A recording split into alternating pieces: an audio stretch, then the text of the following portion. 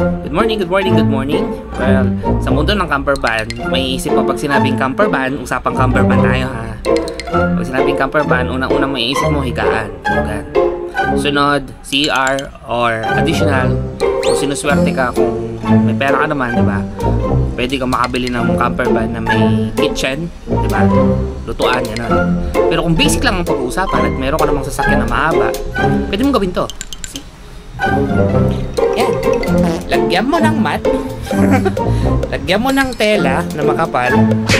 At mag-unan ka. May electric fan ka naman. At pwede kang humiga at matulog. And guess what? Nagagawa mo yan kahit saan. Kahit sa loob ng school. Yan. Kasi pa rin school. Yan lang. May masabi lang. Bye guys.